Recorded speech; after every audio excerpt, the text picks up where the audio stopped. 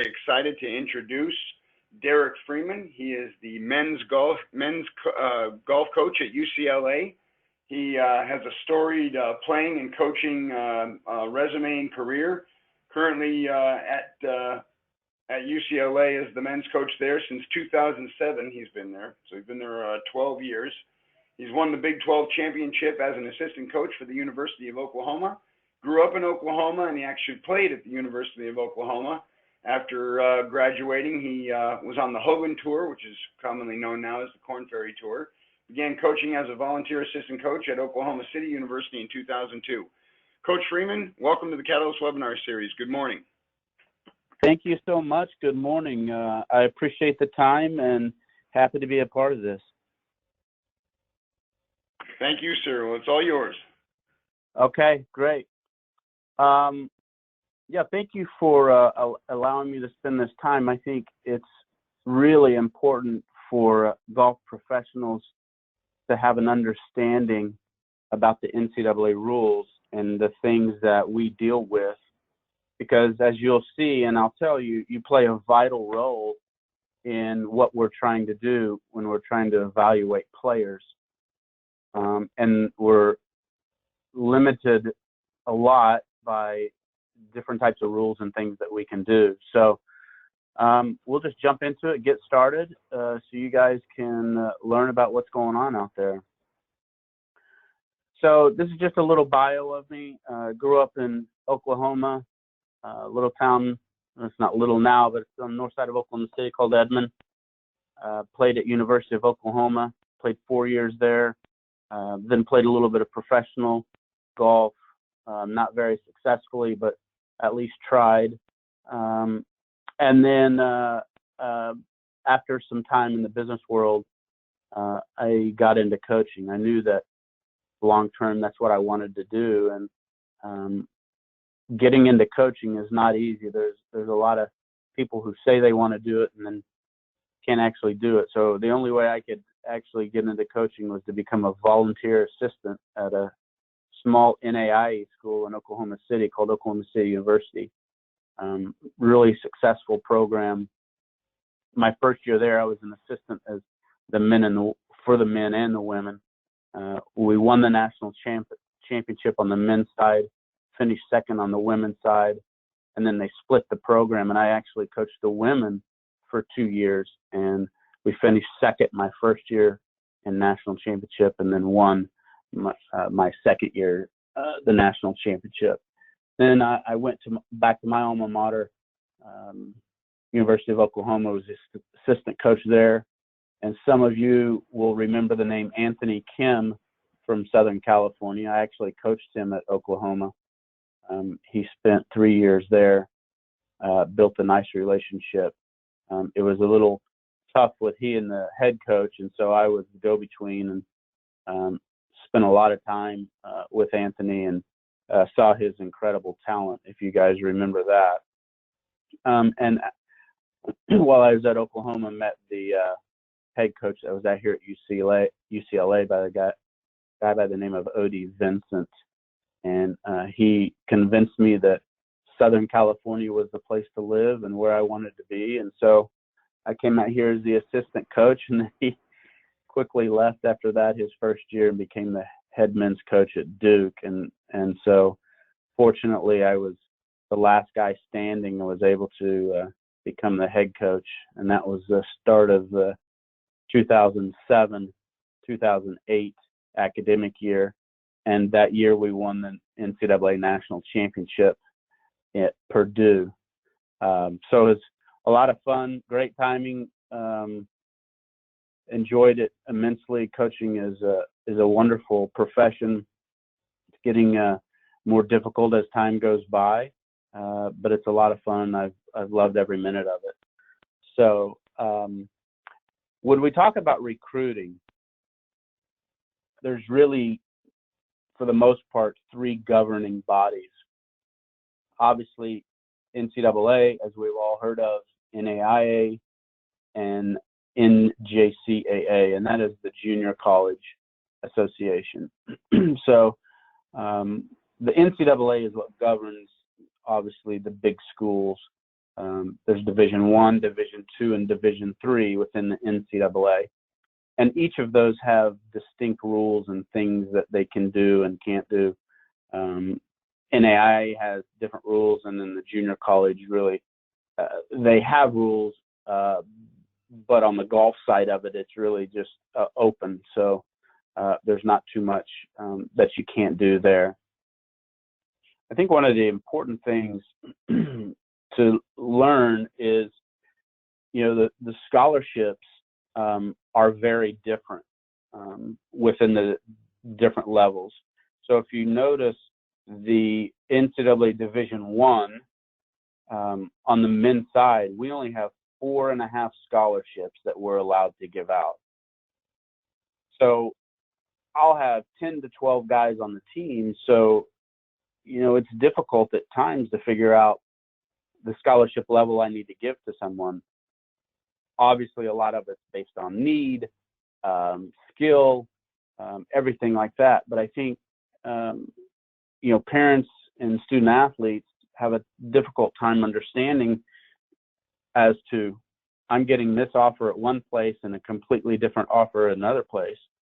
And so, educating them is extremely important. And I think as golf professionals, they're going to look to you as having some answers and can help them. So I think, the more knowledge that you have about this process, I think it will be helpful. You can see on the Division II, the men's side, they only have 3.6 scholarships they're allowed to give out. So they even have less than Division I. So, again, it takes 5 guys to play in a tournament. So we're scored on, we have 5 players, and then we take the 4 best scorers each round. And we have, actually in the Pac-12, we have a unique Pac-12 championship in the fact that we have 6 players and count the 5 best scores. So that's something that is unique just to the Pac-12. And that's one of the freedoms that the NCAA allows is you can set your tournaments up how you want. The only things that will count are medal play and match play. Stableford or anything like that will not count. Division III, as you can see here, has 0 athletic scholarships. Again, these are all athletic scholarships that we're talking about here. They're not allowed, men or women, to give athletic scholarships. So everything that they do is done academically, is done, president scholarships, all the special scholarships through the school that allow. NAIA has 5 on the men's side. Junior college actually does have some scholarships available. They can give 8. When this says equivalency over here, the scholarship type, so that means it's an equivalency sport. So for football and basketball, NCAA Division I level, you have a full scholarship or you don't have a scholarship at all. So there's nothing in between. For us, we're allowed to give all the way from books, which counts as about 3%, all the way up to a full ride, which, obviously is 100%. So on the women's side, you see that they're allowed 6 scholarships on Division I. So we're allowed 4.5, women are allowed 6. So they tend to give full scholarships. There just aren't as many players on the women's side. And so for the most part, they get full rides or they get, they're a walk-on. So there's not a lot of partial scholarships that they do on the men's side. You see Division II has 5.4, nothing like we talked about on Division III, and NAIA has 5 again. Coach, can you extrapolate a little bit on what equivalency means? So equivalency is just terminology. It just means that you're allowed to break up this 6 scholarships however you want. It has to equal 6 total. Again, so if I use the football example, they're allowed, I believe, 85 scholarships, and those are all full ride scholarships. So there is no equivalency there. It's just a full ride or no scholarship at all. We are allowed to actually have break it up, so I can go from books all the way to full, like we talked about. So the Division I level, men has 4.5, women have 6. This is just a, sorry about that. This is a rough estimate of the golf teams that are out there. This is changing every year, and actually, the NCAA just came out with a study. The women's golf teams are increasing every year at every level, so I think that's encouraging for the sport. The more teams that we have, the more get involved at a younger age at clubs, and obviously the more that will continue to support golf as they get older. So, you know, as I talked about, since this is an equivalency sport, you know, the coaches, we tend to break up our scholarship into partial scholarships.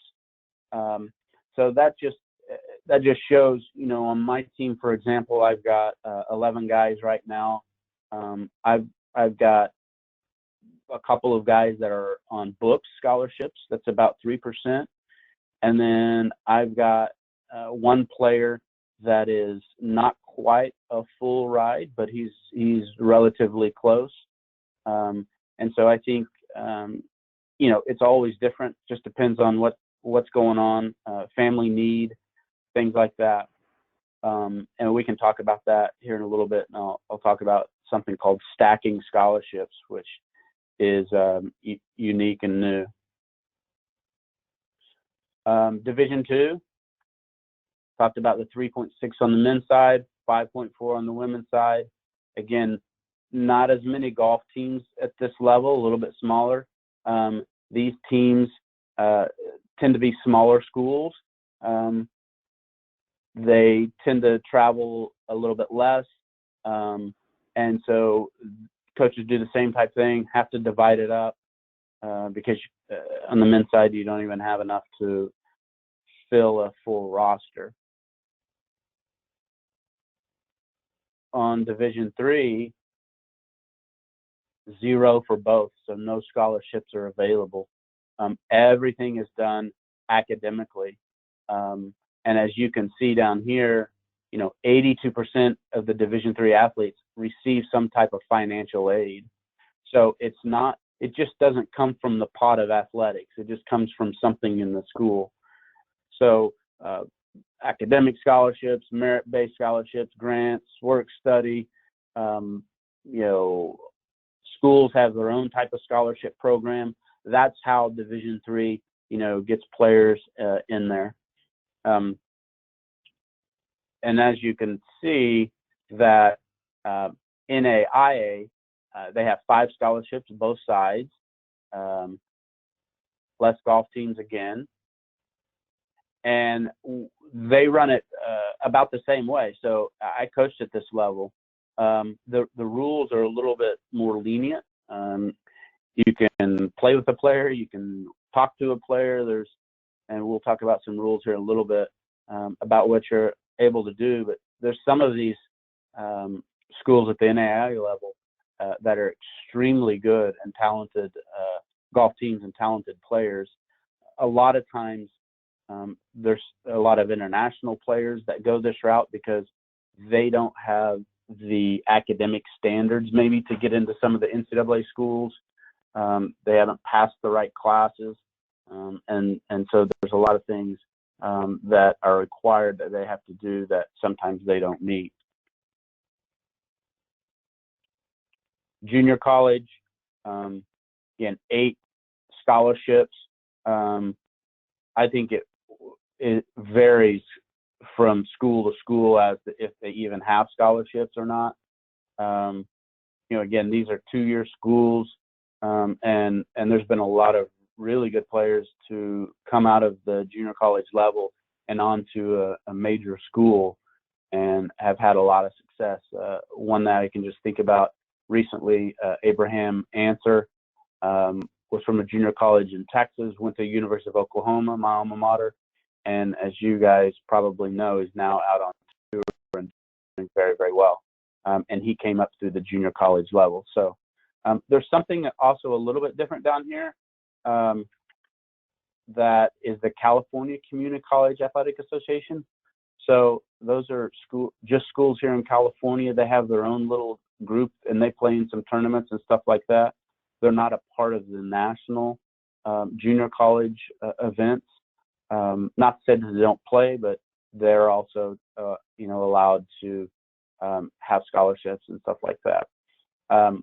These junior colleges usually have a really big roster. They're just getting a lot of players in there and come in and play. So this is what kind of the meat of what's going on. And look, we could have a 2-day seminar on this entire recruiting thing. Our book is, a couple thousand pages long. I just picked out probably the important points that maybe can help you when you're talking to families or you're talking to juniors that you have at your clubs or anybody that's around. That I think it's pretty important. So at any time, college coaches can send recruits general materials such as questionnaires, camp information, non-athletic information about the school, and materials published by the NCAA. So what's important is that you have to remember it's general material. So these are things that the school produces. So I can't send a letter to a player that says, I want you to come to UCLA. That's not allowed actually until June 15th after their sophomore year. And I think that's important to know. And some of these rules change, not frequently, but they do change them. Up until this last year, this date of the sophomore year was different. So currently, as it sits right now, I can't talk to a player before June 15th or their parents at all. Even if they call me, I can't talk to them. And that is a new type of interpretation and rule that we have, because we used to be able to, at least if they called, we could talk to them. Now we have to say we have to get off. We can't talk to you. So that's why the role of a coach, the role of the director of golf, the role of a PGA professional is really important, because we can talk to you. Our communication with you about players actually is critical. It's really important. So the only time we can talk to players before this June 15th date after their sophomore year is at a camp. So I would encourage juniors, if they're wanting to talk to a coach or spend time with the coach prior to this June 15th, obviously they can send emails and text messages or anything like that, but no one's going to, or they shouldn't be replying. So no verbal offers, anything like that, until June 15th. So talking to club pros and everything like that is a good conduit for us. It allows us to actually understand a little bit more about the players. This August 1st, after their junior year, they can start making unofficial and official visits to schools. So the difference between the two, unofficial means the player gets here on their own, pays for everything on their own. They're just coming by school, looking at things, maybe going to a football game, basketball game, something like that, getting a campus tour, learning about what's going on. An official visit is very different. That's where the school is actually paying for the visit. Usually it's an overnight experience. They come to campus. They might see some classrooms. They might see a practice, go to a sporting event, something like that. You're only allowed to take one official visit per school and a total of 5. So they can't go past that. Back when I played in college, no one committed and no one talked about schools until you went on your official visits. I think the NCAA has been leery of all of these early commitments, and some of you probably have had players that have done that. And so it's important.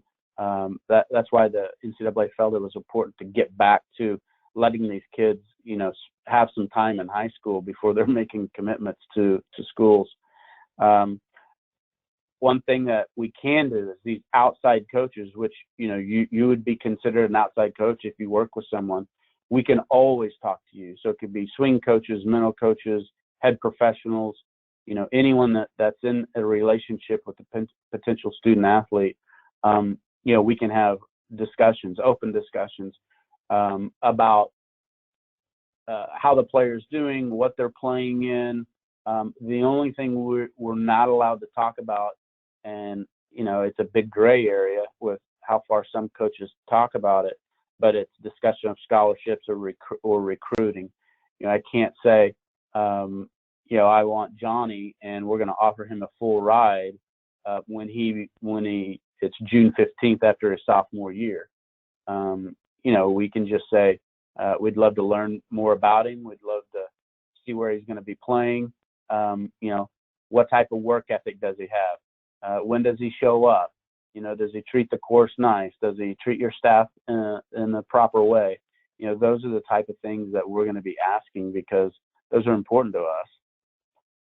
Division II, a little bit less lenient. Anytime they can send information. They did change it here to the June 15th after their sophomore year, that they can, begin taking visits, which is a little bit earlier than what you can Division I. And they're also allowed, these coaches are also allowed to play golf with a player. So I've got some friends that are Division II coaches that, will have a player out, they'll have them for an official visit, and they'll just play with them. But they'll play with the team and they'll evaluate. And that is not allowed at the Division I level like it is here at the Division II level.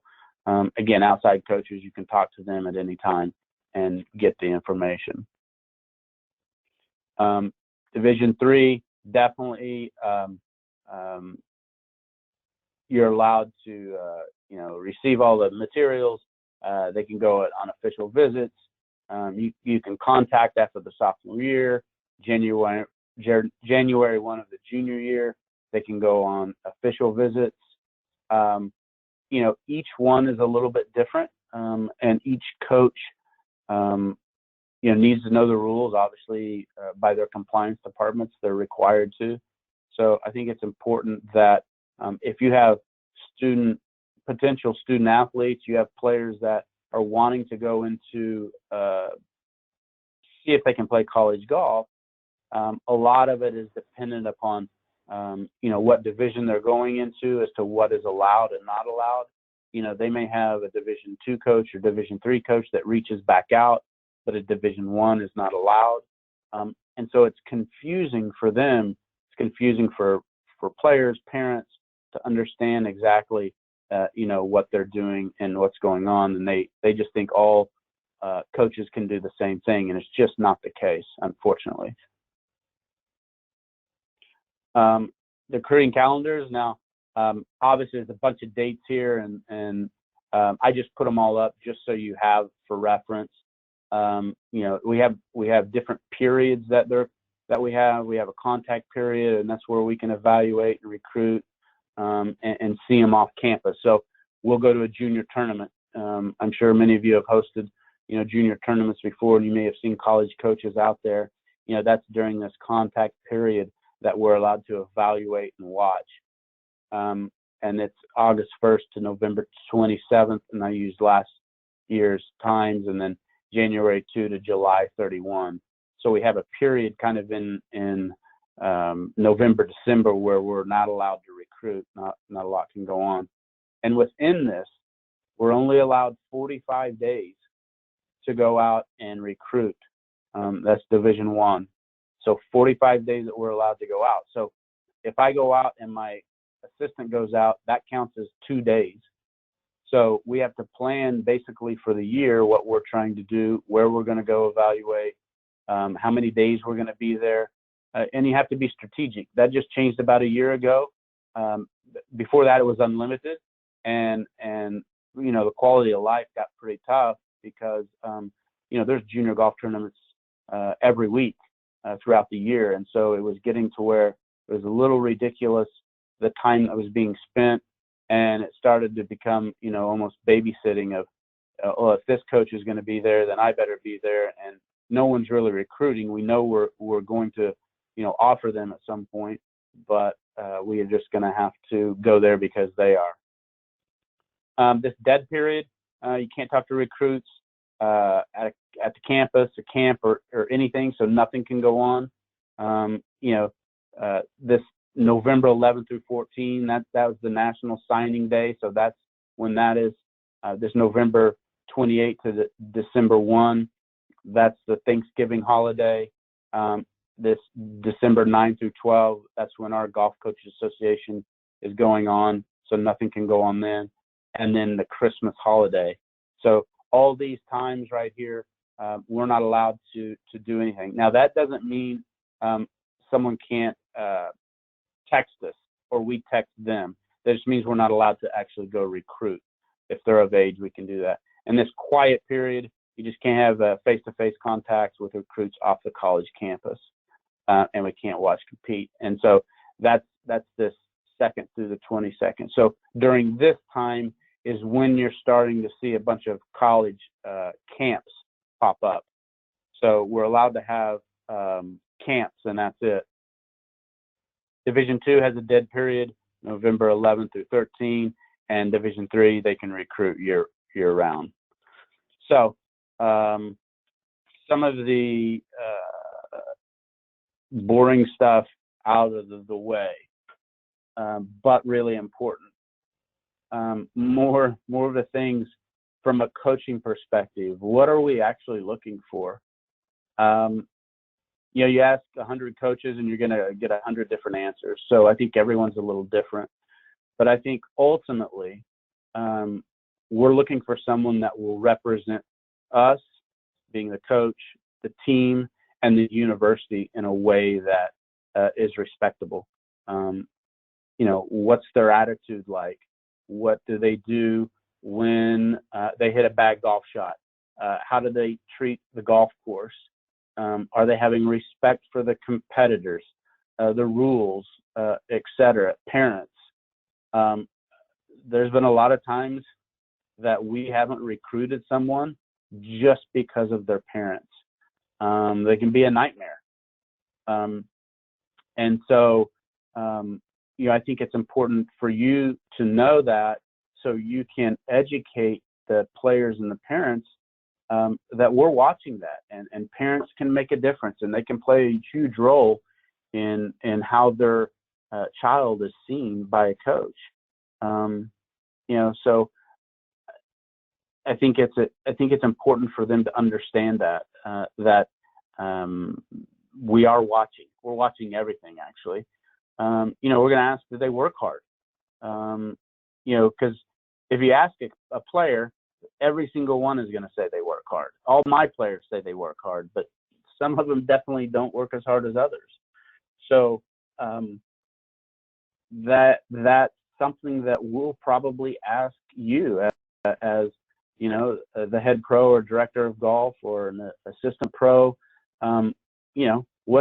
When does he show up? What does he work like? Do you have to kick him off the putting green at night? Is he begging for the first balls to be out so he can start practice? Does he show up at 10:30, hit a few putts, hit a few chips, go have some lunch, and then go play 9 holes and call it a day? Those are the type of things we're trying to really evaluate, because we don't get to know that. And you see them, you see exactly what they're doing and how they handle themselves. Can they make good decisions in all aspects? Are they making good decisions, socially? Are they making good decisions on their social media? Are they making good decisions on the golf course? Are they making good decisions how they handle practice? Can they handle tough situations? What do they like on the golf course? Do they hit the proper shots at the proper time? All those type of things we're evaluating.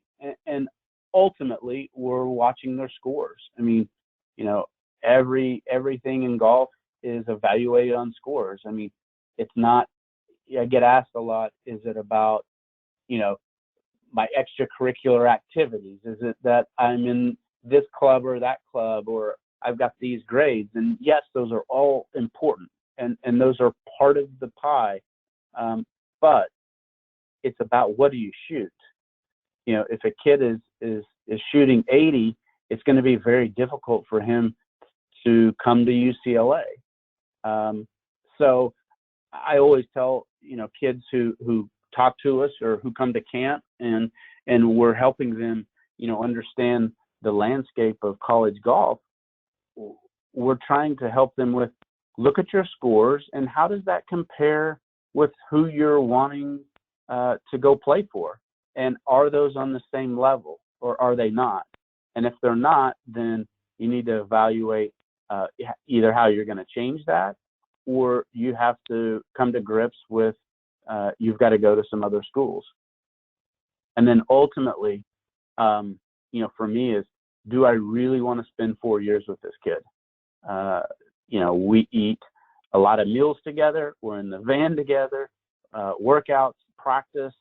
I spend more time with them than I do my own boys. So I want to know what they're like. And do I want to spend time with them? What are their manners like? Do they respect the things that they need to? So for us, those are the things that we're looking for. We get asked a lot about player scheduling. What should I play in? How do I get into bigger events?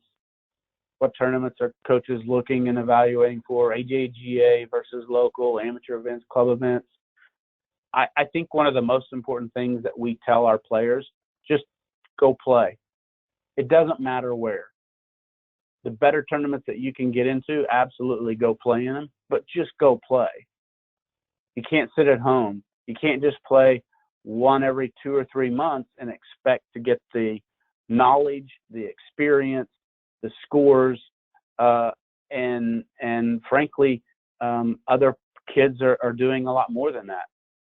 I'm not saying you have to play every week, but you need to be playing enough that you're showing your competitive level over time, and your trajectory is better, and you're getting better. So the AJGA, it's great, because I know that a tournament here in California is run the exact same as it is in Oklahoma, Texas, Florida.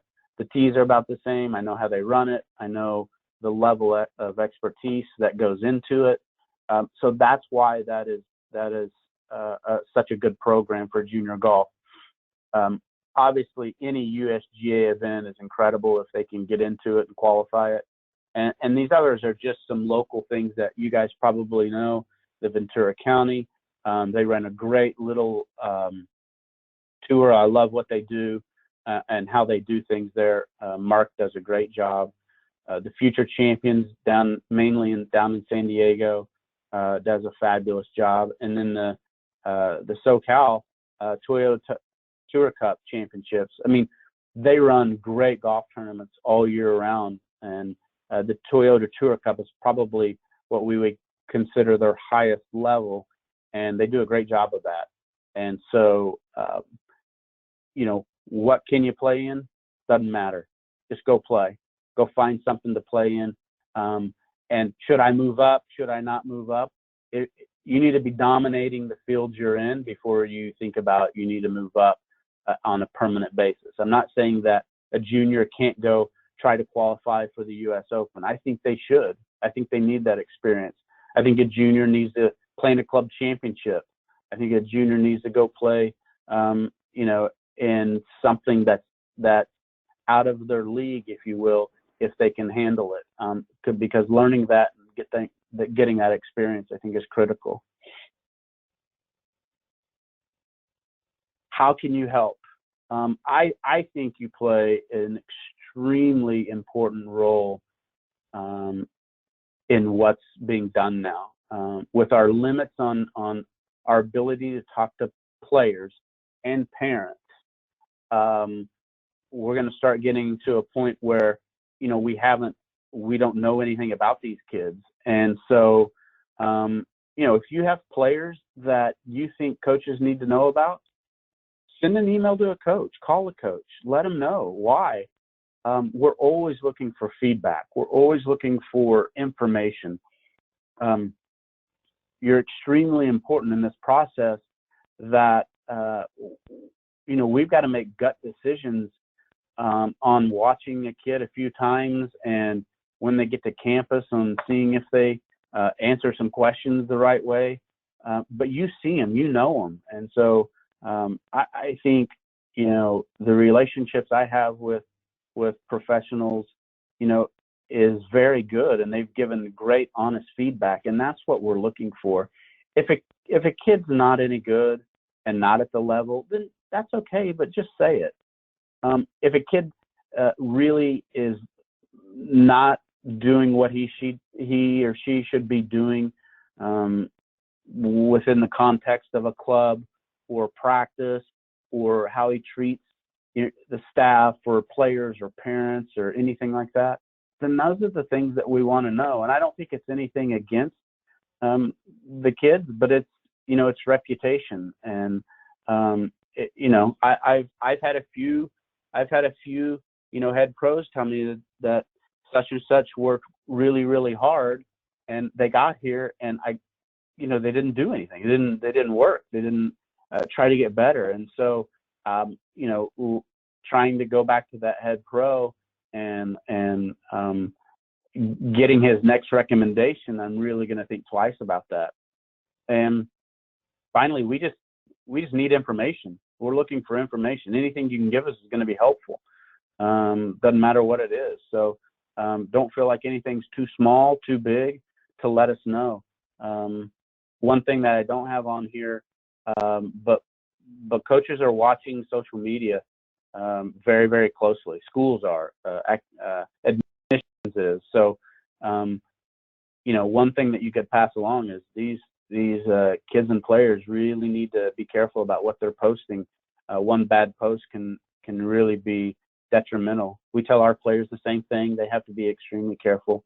So I think those things, will be helpful and what we're looking for. Additional resources, just a few things here that you can find. The Junior Golf Scoreboard, that's really the national ranking that coaches are looking at. That combines everything, so that includes AJGA and Toyota Tour Cups and everything. So those are the rankings that we're watching and keeping track of. There's a Ping College Golf Guide that does a good job. And then just, I find it funny that when players come to visit and come to talk, and then you ask them something, have they looked at, any colleges, college scores? Have you seen where we've played? Have you seen what we've done? And they have no idea. They don't even know, what kind of scores we shoot. And that just means they're not doing their research. It's GolfStat. That's where all of our scoring is done, and the database is. So you can go back and take a look at scores. Again, NCAA.org, which isn't on here. That's going to give you more information than you could ever want. And I think, there's a lot of different things that, we could go. And if you ever have any questions, definitely let me know. If there's anything I can do to help, let us know. And so, with that, I'll just close it up. And I don't know if we can take questions, or if anyone has any questions or anything like that. Definitely willing to take them. And so I just thank you for your time, and hopefully this was helpful, and this gave you kind of a foundation for what the rules are, what can happen, what can't happen. And again, if there's anything else we can do, definitely let us know. Thank you so much for the time. Thank you very much, Coach. It's tricky. I mean, it's very complicated. I didn't realize all those windows of recruiting time and non-recruiting time. Can you share some of your highlights and even lowlights, if you're so willing, between players in the relationship with the coach and the relationship with the parents, and that dynamic that exists between the three? Yeah, that's a wonderful question. I think, fortunately, I've had a lot of great players come through here. I've coached a lot. As you guys probably know the name Patrick Cantlay, out on tour, played down at Virginia under Jamie.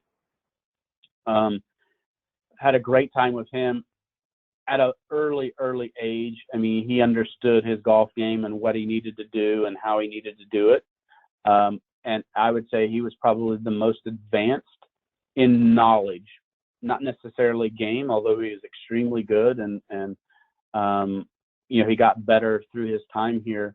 I think understanding and watching their relationship was beneficial.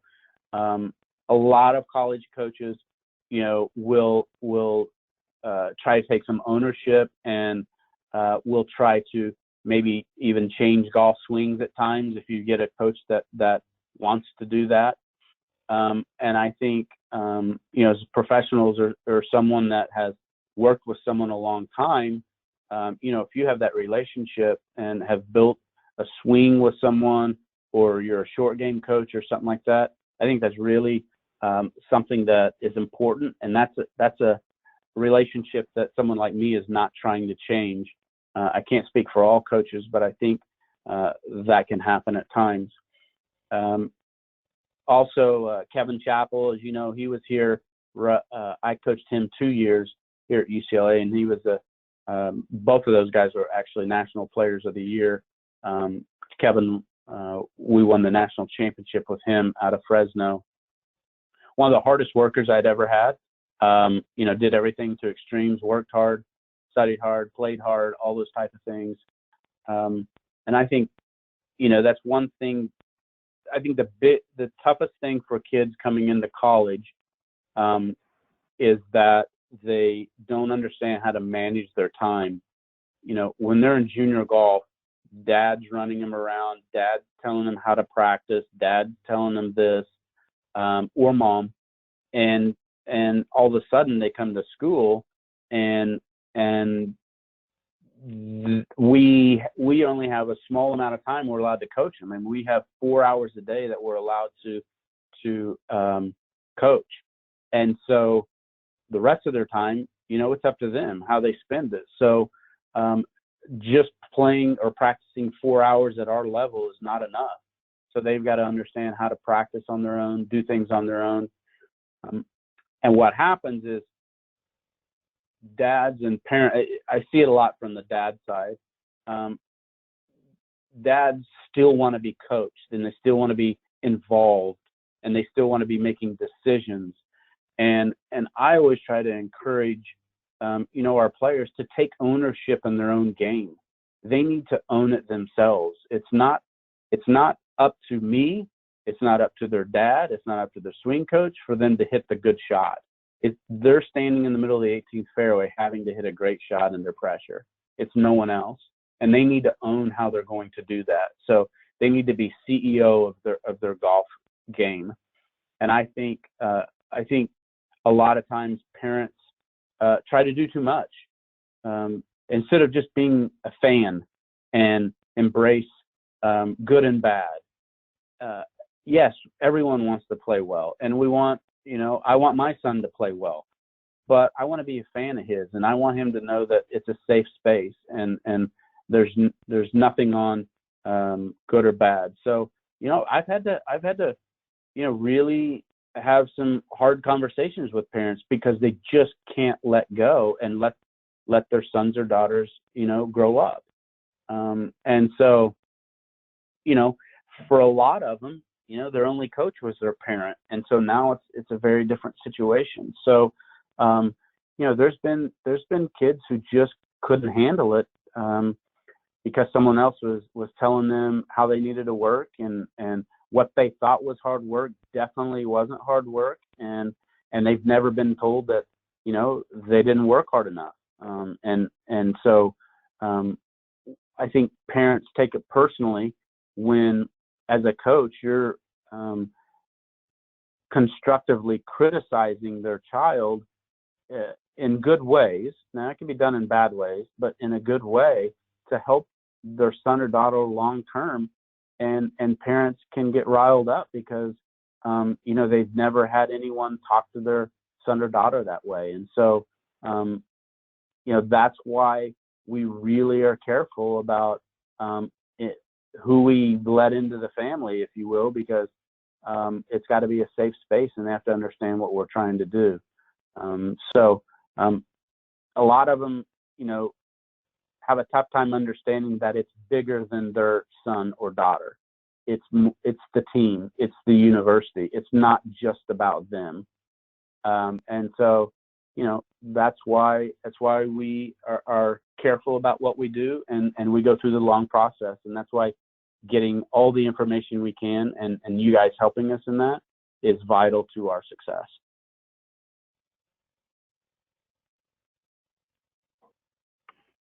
Well, thank you very much, Coach.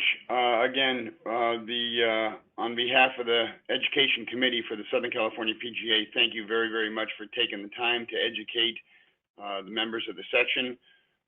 Like we talked about earlier, we haven't covered college recruitment, and I think for a lot of us in the you know, in the green grass facilities, and we work with juniors, I think a lot of us are for lack of a better term, ignorant to a lot of the stipulations and a lot of the rules and the complications of that recruitment realm. So thank you very much for taking the time to come on the program this morning. For all the members on the call, as usual, we will be sending out the YouTube recording of this morning's presentation, along with the link for the Catalyst quiz. Please take the quiz and submit it when complete. A score of 70% or higher will earn 1 MSR credit for being on this morning's Catalyst. Thank you, everybody. Thank you, Coach. Have a great day, everybody. Thank you so much. It's been an honor to be with you. Take care. Thank you, sir. Take care. Take care, everybody. Bye-bye.